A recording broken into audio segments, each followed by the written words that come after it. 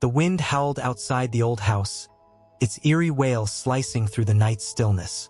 Even now, years later, I vividly recall that night. Gabriel and I had just returned from a grueling exorcism. We had faced a spirit so full of rage that it had nearly overpowered us both. We believed the ordeal was over. We couldn't have been more wrong. That night marked the beginning of a nightmare I would never forget. Back at our safe house, exhaustion weighed on me like a lead blanket. But it wasn't just physical fatigue. There was an unsettling chill that clung to me, creeping under my skin. Whenever I closed my eyes, faint whispers echoed in my ears, soft, sinister, as if something unseen lingered just out of reach. A dull ache pounded in my head, growing stronger with every passing moment. I tried to dismiss it as mere exhaustion from the mission. Deep down, I knew better. During the mission, the spirit had possessed a young girl, its hatred burning in her eyes. We worked tirelessly, using sigils and protective wards to force it out. But its strength was beyond anything we'd anticipated. It hurled curses and threats at us, laughing maniacally as it was driven out. That laughter, it lingered long after we thought the spirit was gone. It felt like a brand, seared into my mind. I wanted to believe we had won, but that sound never truly left me. Sleep came reluctantly, dragging me into a chaotic dream. I found myself in a pitch-black void, suffocating under the weight of darkness. The air was thick with the metallic stench of blood. Distant cries, low murmurs, and chilling laughter reverberated around me. Then, a shadow emerged from the darkness, its form twisted and grotesque, its eyes glowing a malevolent red. It moved toward me slowly, its decayed hand outstretched. I tried to move, to scream, but I was paralyzed, rooted to the spot.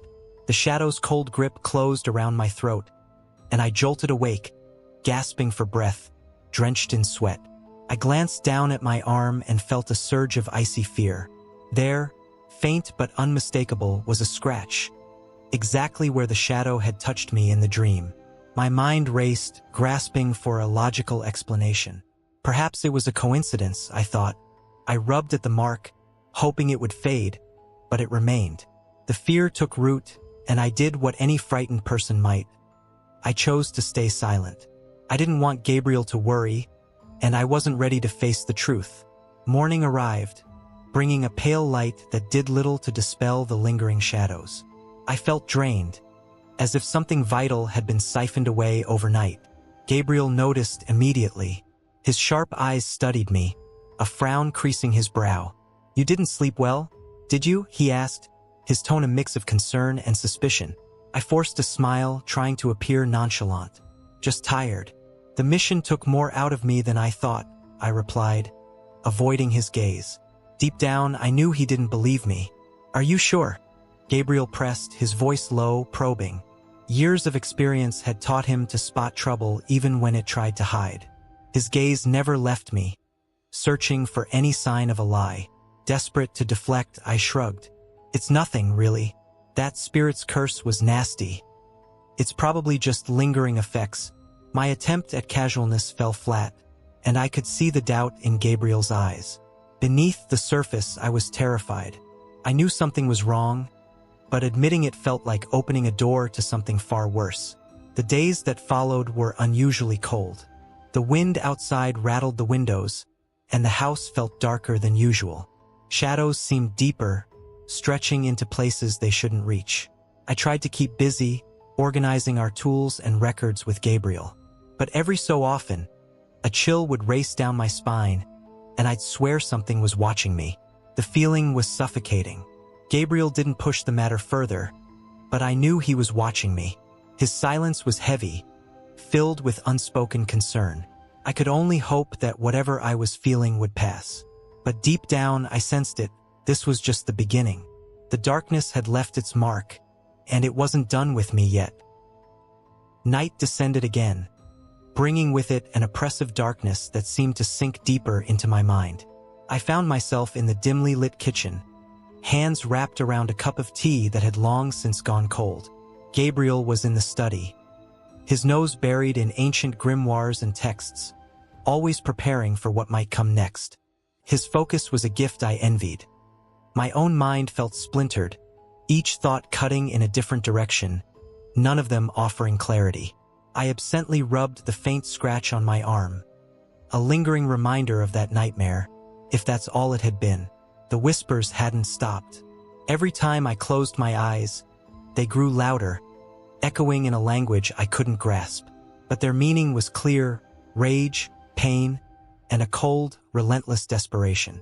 I tried to will them away, to drown them out with the clinking of my spoon against the ceramic cup.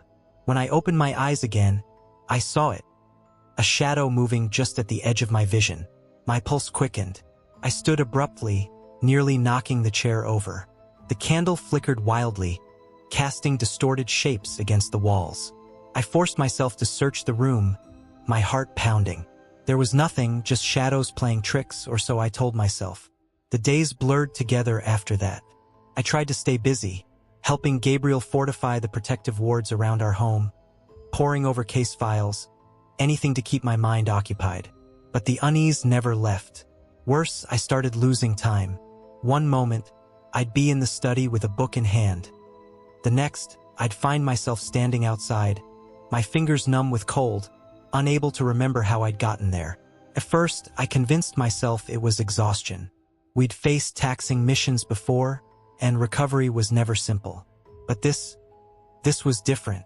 The blank spaces in my memory stretched longer and occurred more frequently. One evening, Gabriel called me over to help decipher an old, cryptic passage. The language was twisted and archaic, full of double meanings, right up Gabriel's alley. I wanted to focus, but the oppressive weight settled over me again. My vision blurred, the words on the page swimming like ink in water. I gripped the table to steady myself. "Are you all right?" Gabriel's voice seemed distant, muffled, as if heard underwater. "I'm fine," I managed, the lie tasting bitter on my tongue. "Just a little lightheaded." I forced a smile, hoping to wave away his concern. Then the world went black. When I regained consciousness, Gabriel was crouched beside me, his face a mask of worry, and something else: fear. "What happened, Ethan?"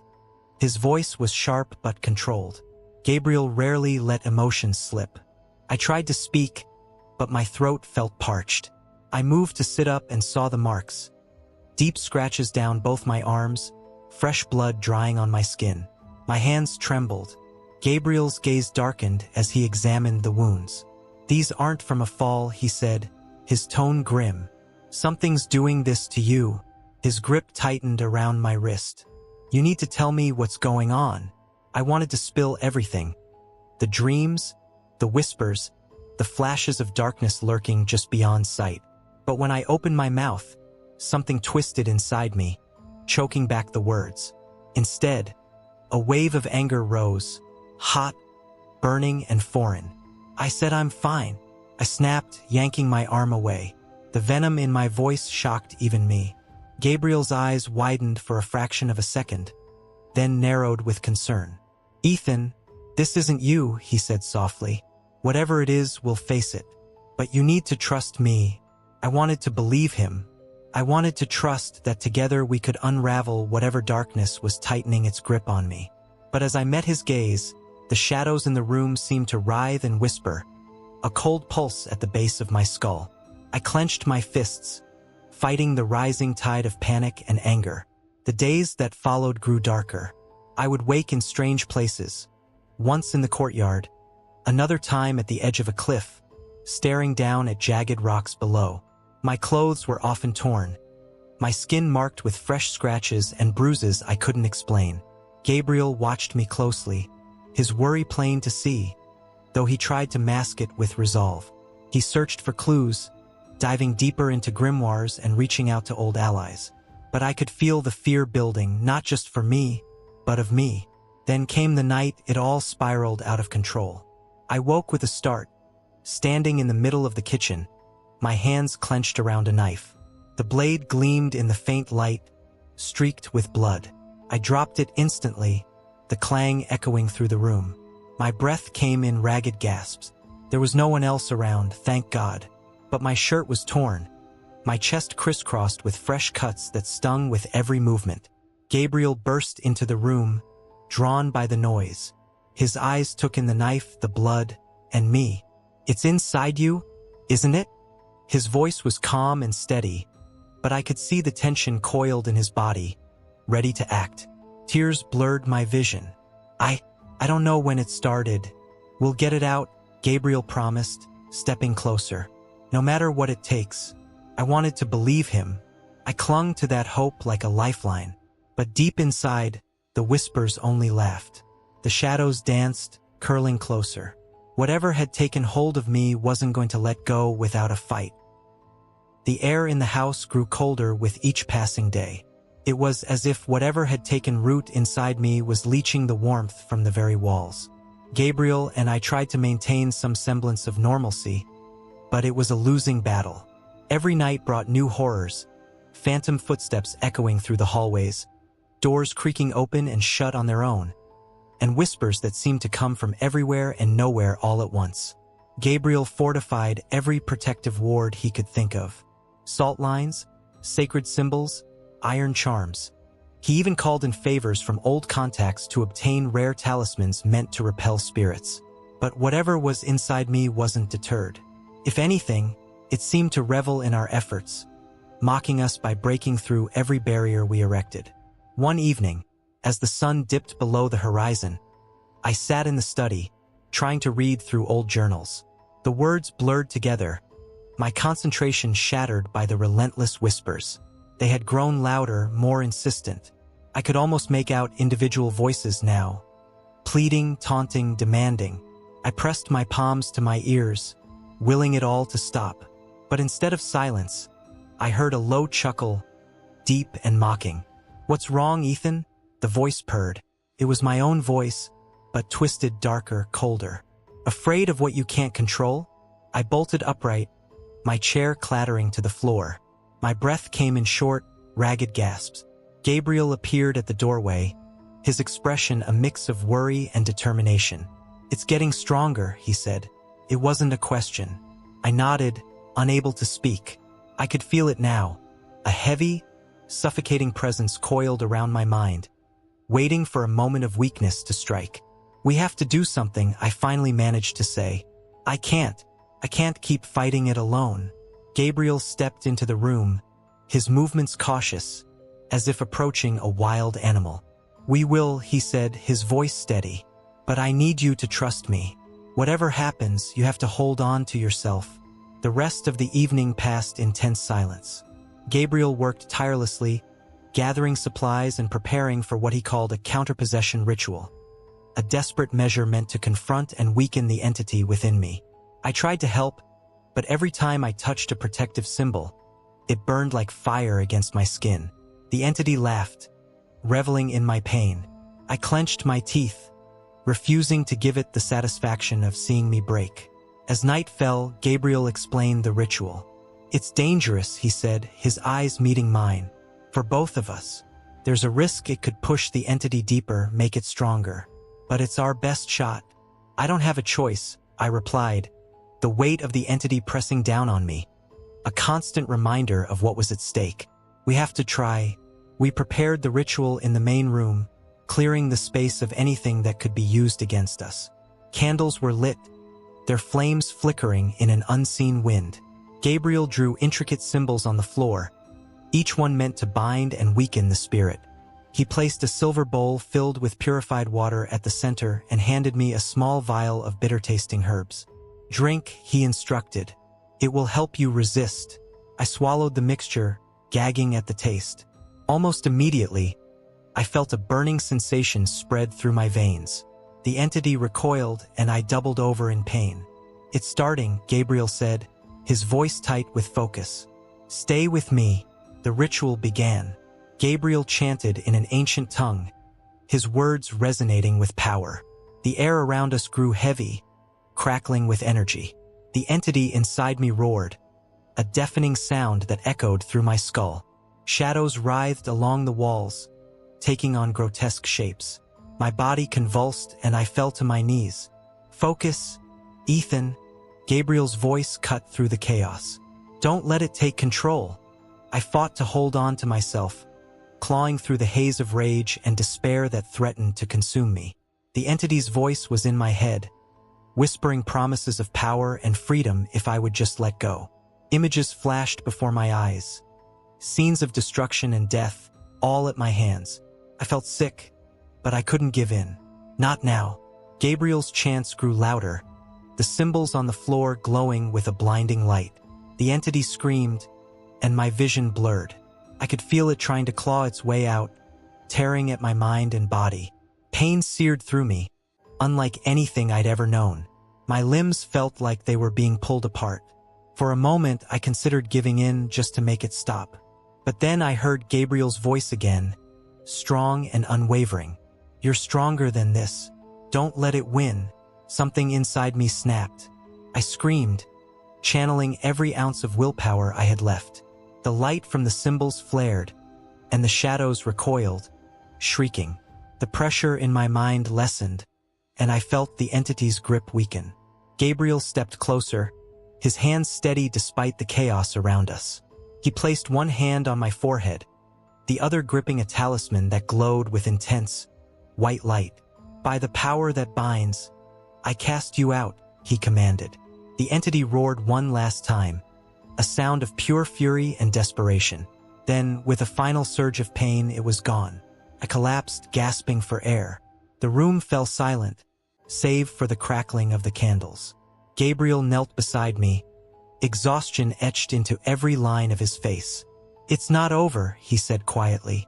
It's weakened, but it's still there. We have to be ready. I nodded, too drained to speak. I could still feel it, a faint, lingering presence, waiting for its chance to strike again. But for now, I was free. For now, I could breathe. The days that followed the ritual were a blur of exhaustion and vigilance. Gabriel and I barely spoke, each of us retreating into our own thoughts, burdened by the knowledge that the entity hadn't been fully banished. It was weaker, yes, but still present, lingering just beneath the surface, waiting for an opportunity. I could feel it, like a splinter lodged deep in my mind, impossible to reach or remove. Gabriel doubled down on his efforts to protect me and himself from further harm. He reinforced every ward in the house, sketched symbols of protection over doorways and windows, and even took to carrying protective charms at all times. His eyes, once filled with quiet confidence, were now shadowed with exhaustion and worry. One evening, as I sat at the edge of my bed, I noticed something strange. The shadows cast by the flickering candlelight seemed to move unnaturally, almost as if they were alive. I blinked, telling myself it was just a trick of the light. But then one of the shadows twisted and stretched, forming a grotesque, elongated figure that leaned toward me. My breath caught in my throat. I couldn't move, couldn't scream. "Ethan," it whispered, in a voice both familiar and chillingly wrong. The words slithered into my ears, each syllable dripping with malice. "You can't escape me." I stumbled backward, my body finally obeying my desperate urge to move. The shadow surged forward, but before it could reach me, Gabriel burst into the room, a talisman glowing white-hot in his hand. The shadow hissed and retreated into the darkness as if burned. "You saw it, didn't you?" Gabriel demanded, his voice harsh. "It's growing stronger again." I nodded, my throat too tight to speak. My hands trembled, and I clenched them into fists, willing myself to calm down. "What do we do now?" I managed to choke out. Gabriel's jaw tightened. "We need answers. Real ones. Whatever this thing is, it's more than just a spirit. It's something ancient. Something that knows how to hold on." Over the next several days, Gabriel reached out to every contact he had. Other hunters, scholars of the occult, even old rivals. Each lead brought us a step closer to understanding the entity, but also revealed how dire our situation truly was. It wasn't merely a malevolent spirit. It was something older, something born of pain and hatred so deep it had transcended death. And it wasn't going to let go without a fight. One contact, an elderly woman known only as Agnes, claimed to have encountered a similar entity once. Gabriel arranged for us to meet her in a secluded location. When we arrived, The air felt charged with unease. Agnes was frail but sharp-eyed, her gaze piercing as she looked at me. "It wants you," she said without preamble. "It wants to consume you, to use your life as a gateway." I swallowed hard. "Why me?" "Because you opened yourself to it. In your moment of weakness, it saw an opportunity. Now it's latched on." Agnes leaned closer, her voice low. "If it succeeds, it will become something far worse." Gabriel's expression hardened. "Then how do we stop it?" Agnes shook her head slowly. "There is no simple way. You must weaken it further, force it out. But even then, it may try to take you down with it." Her words echoed in my mind as we left. The idea that the entity could drag me to the depths with it if we failed was a weight I could barely comprehend. But there was no turning back. Couldn't let it win. The next night, Gabriel prepared another ritual, this time one designed to sever the entity's connection to me completely. It was risky and we both knew it. The slightest mistake could make everything worse. But I was willing to try anything. As the ritual began, the air crackled with energy. Gabriel chanted, his voice steady and commanding. Symbols glowed, casting an otherworldly light across the room. But then, everything went wrong. The entity fought back harder and more violently than before. My vision swam, and I felt myself slipping away, the world around me fading to black.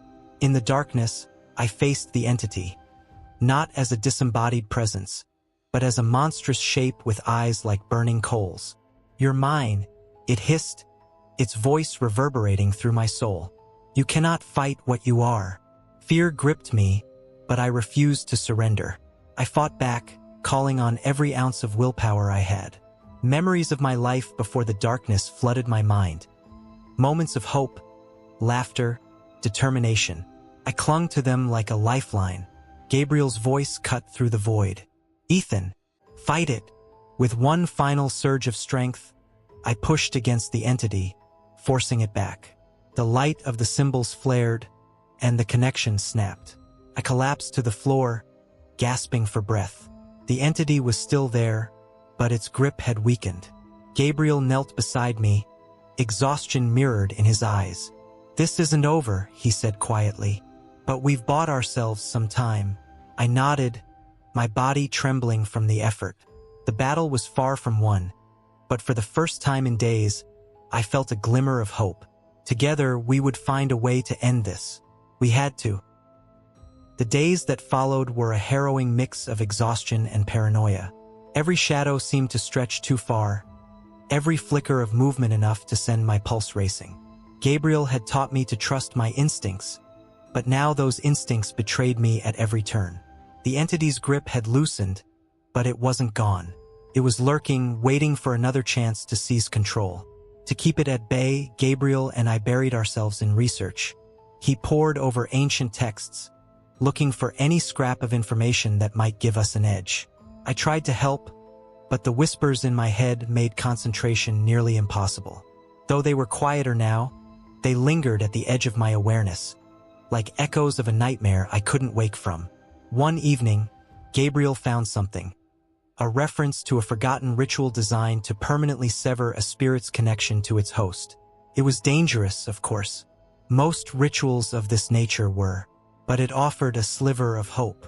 There was just one problem. It required a rare ingredient, a piece of obsidian imbued with the blood of the one being possessed.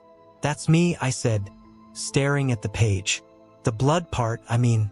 Gabriel nodded grimly. "Yes, we'll have to extract it during the ritual. It won't be pleasant." I swallowed hard. "I've had worse. We'll need the obsidian first," Gabriel continued. "And I know where to find it." He told me about a contact, a recluse named Marcus, who dealt in rare and cursed objects. I'd met some of Gabriel's contacts before, and they were a mixed bag. But Marcus was in a league of his own. According to Gabriel, he'd once been a hunter himself before the darkness claimed too much of him.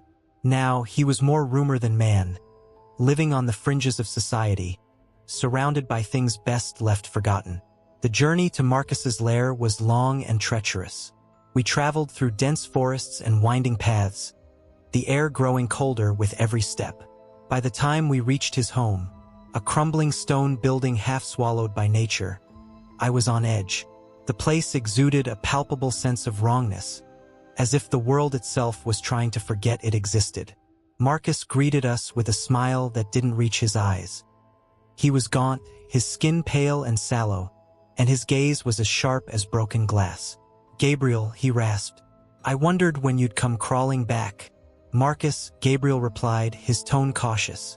"We need your help." "Help?" Marcus laughed, a dry, humorless sound. "Or more like another favor you can't repay." Gabriel ignored the barb and got straight to the point, explaining our need for the obsidian.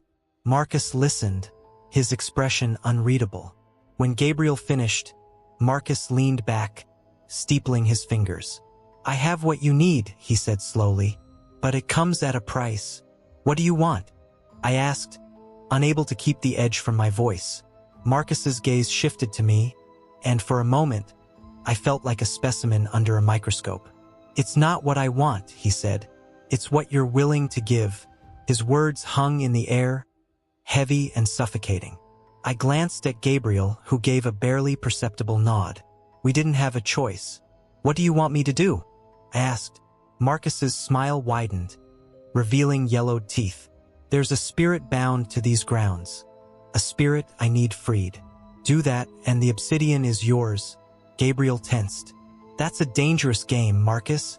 "Everything we do is dangerous," Marcus replied dismissively. "But this one is special." The word echoed in my mind, filling me with a sense of dread. But we had no choice. We agreed to his terms. The spirit Marcus spoke of was no ordinary ghost. It was ancient, twisted by centuries of torment and rage. When we entered the forested grounds where it was bound, the air grew thick, making it hard to breathe. Trees loomed like skeletal sentinels, and the wind carried a low, mournful wail. The first sign of the spirit's presence was a sudden drop in temperature. Frost formed on the ground, crackling under our boots. Then came the whispers, 1,000 voices overlapping, speaking in languages I couldn't understand. I drew my weapon, more for comfort than effectiveness. This was a fight that wouldn't be won with steel alone. The spirit materialized before us, a swirling mass of darkness with eyes like burning embers. It lashed out, and I barely had time to react. Pain seared through my chest as I was thrown back, slamming into a tree. The entity inside me stirred, feeding on the chaos, trying to surface. I fought it down, focusing on Gabriel's voice as he barked instructions. "Focus, Ethan. Don't let it control you." I pushed myself to my feet, every movement agony. Gabriel was already engaging the spirit, wielding symbols and incantations with precision. I forced myself to join him, channeling every ounce of willpower I had left. Together, we fought to weaken the spirit's hold on this place. The battle raged for what felt like hours. Shadows clawed at us, and the air was filled with the stench of decay. Finally, with one last surge of energy, we managed to break the bindings that held the spirit. It let out a scream that echoed for miles, then dissolved into nothingness. We returned to Marcus, battered and exhausted. True to his word, he handed over the obsidian. "Be careful," he said, his tone unexpectedly serious. "You're dealing with forces that don't let go." Back at our safe house, Gabriel prepared for the next step. I could feel the weight of the obsidian in my hands, cold and heavy. It was a reminder of what we still had to face, and what I had to endure. The entity within me wasn't gone. Not yet, but we were one step closer. And for the first time in a long while, I felt a flicker of hope. The air was thick with tension as Gabriel and I prepared for the next phase of the ritual. The obsidian lay on the table, gleaming darkly under the candlelight, its surface seeming to pulse with a life of its own. I felt a chill every time my eyes lingered on it. This shard was the key to severing the entity's grip on me, but the price we'd paid to obtain it served as a stark reminder of what we were up against. Gabriel's expression was grim. He had spent hours studying the ritual, cross-referencing every detail in ancient texts to ensure nothing was overlooked. "This is it," he said quietly, glancing up at me. "No mistakes. No hesitations." I nodded, my throat dry. I could feel the entity stirring again, sensing what was coming. It didn't like the idea of being severed. Neither did I, if I was honest. But the alternative, letting it consume me completely, was unthinkable. As we set up the ritual space, Gabriel explained each step. The obsidian would act as a conduit, drawing out the entity and anchoring it to a physical form, however briefly. During that moment, it would be vulnerable. But there was a catch. I would have to endure the pain of extraction without breaking focus. If I faltered, even for a second, the entity could retaliate with devastating force. When everything was ready, Gabriel placed the obsidian against my chest, directly over my heart. It was ice cold, sending a jolt through my body. "Breathe," Gabriel instructed, his voice calm but firm. I closed my eyes, inhaling deeply. The air around me seemed to vibrate, charged with energy. Gabriel began the incantation, his words resonating with an otherworldly power. The symbols on the floor glowed, casting an eerie light. I felt the obsidian grow warmer, then searing hot. Pain shot through me, white-hot and blinding.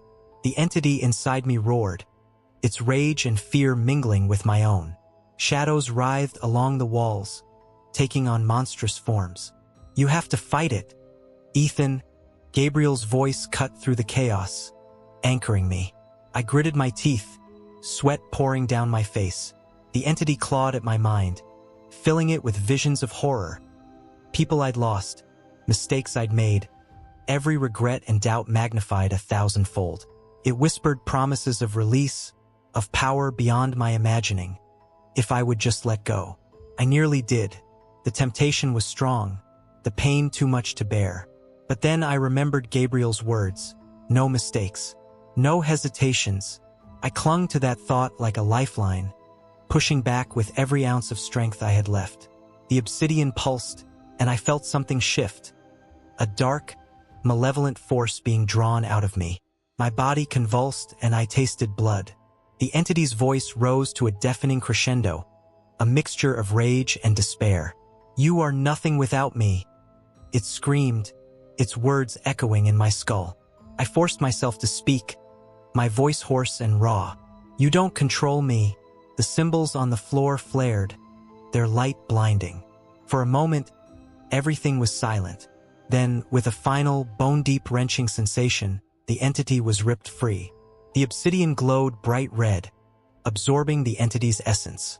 I collapsed to the ground, gasping for air. My limbs felt like lead, every breath a struggle. Gabriel was at my side in an instant, his hand on my shoulder. "It's done," he said softly. "For now."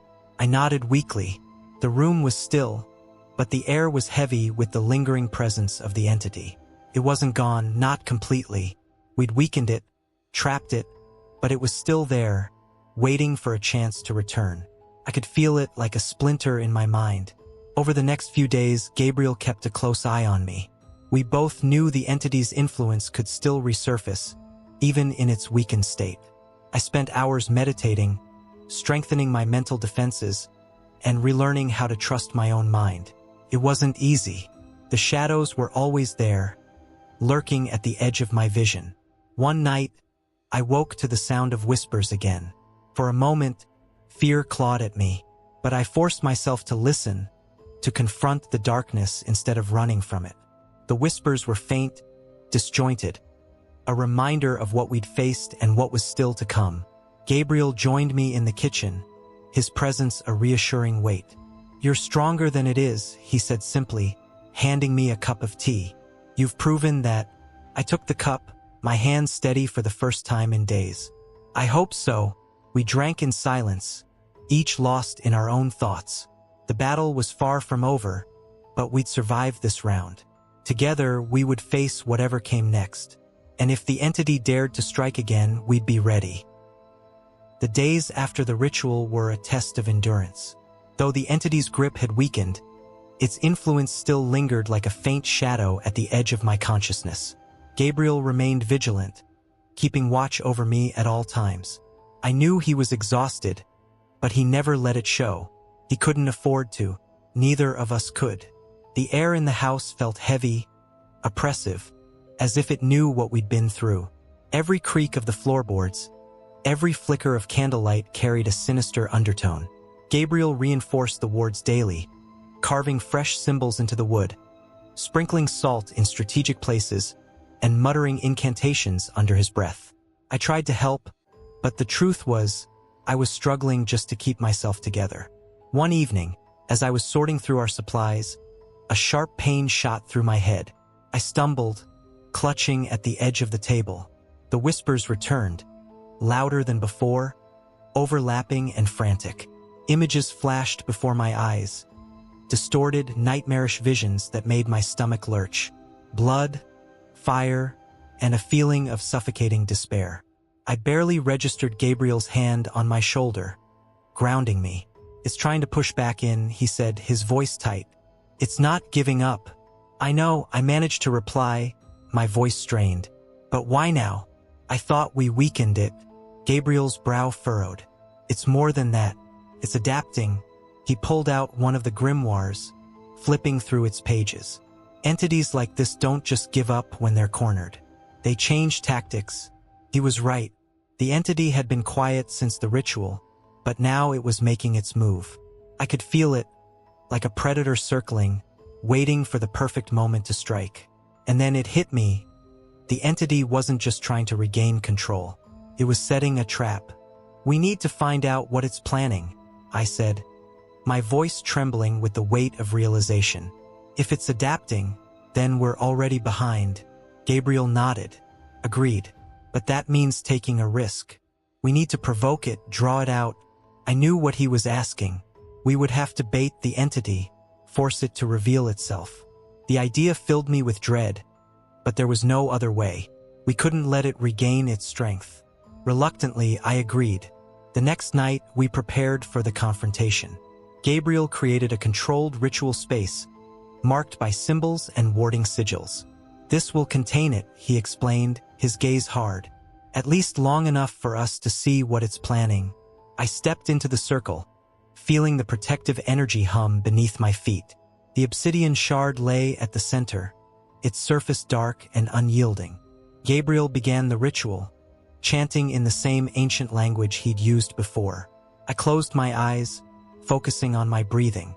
I could feel the entity's presence stirring, like a storm on the horizon. Then it came, crashing into my mind with a force that left me gasping. The room blurred, and I found myself standing in a twisted version of our home. Walls dripping with darkness, shadows writhing like living things. The entity was there, a towering figure of malice and rage, its eyes burning with crimson light. "You think you've won?" It snarled, its voice echoing through the void. "You are nothing but a vessel, a means to an end." I fought to steady myself. "You're the one who's trapped," I said, forcing strength into my words. "We weakened you. You're losing." The entity laughed, a cold, hollow sound. "You don't understand, do you? This isn't about strength. It's about inevitability." It raised a clawed hand, and pain shot through my chest. I dropped to my knees, gasping. The air around me thickened, pressing down like a vice. The entity moved closer, its form shifting and twisting. "You opened the door, Ethan, and now it will never close." Gabriel's voice cut through the haze, calling to me from the real world. "Ethan, focus. Don't let it pull you under." I clung to his words, fighting the suffocating grip of the entity's power. "Why me?" I demanded, my voice raw. "What do you want?" The entity paused, its gaze piercing. "You are a key, a link between worlds. With you, I can break free." The revelation hit me like a punch to the gut. The entity wasn't just a spirit. It was something far older and more dangerous, using me as a bridge. "I won't let you," I said through gritted teeth. "You have no choice," it hissed. "Soon you will beg for release." With a surge of desperation, I pushed back, channeling every ounce of willpower I had.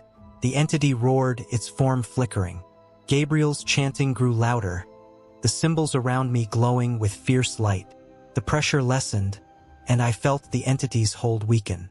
I focused on that sliver of hope, driving it back inch by inch. Finally, with one last scream of rage, the entity was forced back into the obsidian shard. I collapsed, every muscle trembling. Gabriel was there, pulling me from the circle, his face pale but determined. "It's not over," I whispered, my voice barely audible. "No," Gabriel agreed. "But now we know what we're fighting." The knowledge was cold comfort, but it was something.